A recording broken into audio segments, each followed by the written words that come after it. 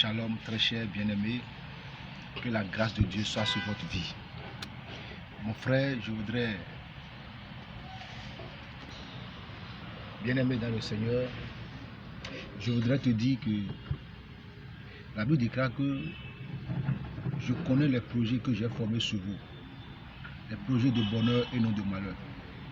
Si nous lisons dans le livre de 1 Roi 1er, le verset 11 à 21, nous allons voir que le projet que David, qui est le roi de Salomon, a fait sur Salomon, il y a quelqu'un qui s'est levé pour renverser ce projet.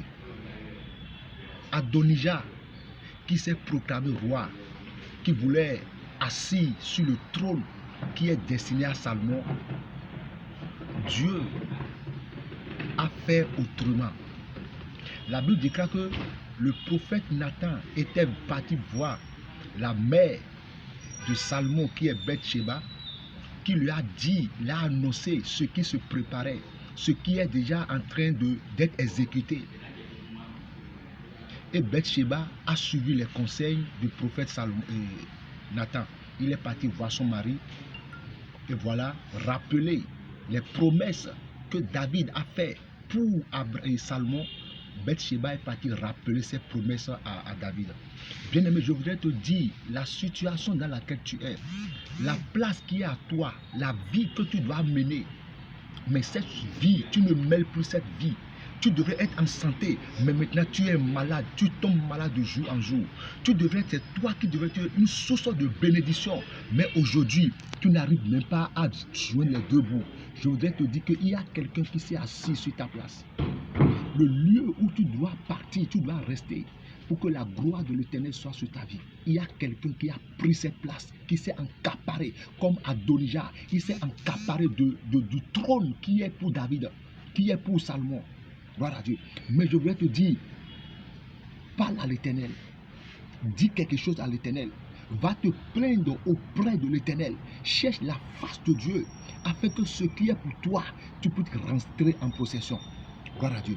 Je voudrais te dire ce matin, par la puissance de Dieu, que la vie que Dieu t'a réservée, si tu te lèves, tu vas le reprendre. Bathsheba s'est levée, elle s'est levée et elle a repris ce qui est pour son fils, ce qui est pour ton enfant, ce qui est pour ton mari, ce qui est pour ta femme. Que les gens ont pris, lève-toi bien-aimé, avant la fin de cette année. Parce que la vie difficile que tu es en train de mener, la vie de pauvreté, de maladie, ce n'est pas ce que Dieu a mis sur ta vie. Ce n'est pas ce que Dieu a promis pour toi. Bien-aimé, lève-toi sur tes pieds et tu vas rentrer dans ta destinée. Gloire à Dieu. Je proclame sur ta vie ce matin. Je proclame au nom puissant de Jésus-Christ à l'existence ce que Dieu a promis pour toi. Je proclame l'élévation sur ta vie. Je proclame la restauration sur ta vie. Je proclame l'élévation, le bonheur sur ta vie. Tout ce que tu as manqué, tout ce qui t'a été volé, je les proclame restauré au nom de Jésus. Toutes les bénédictions qui sont dans les eaux, qui sont dans la mer, dans les forteresses, n'importe où, au nom de Jésus-Christ, reçois maintenant au nom de Jésus. Bien-aimé dans le Seigneur, la parole de Dieu est une parole à qui nous devons avoir foi. Jésus-Christ a dit à moi, si tu crois, tu verras la gloire de Dieu.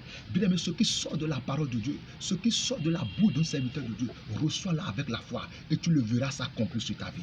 Bien aimé, je voudrais te dire ce matin que Dieu t'aime. Dieu t'aime. Aie la foi.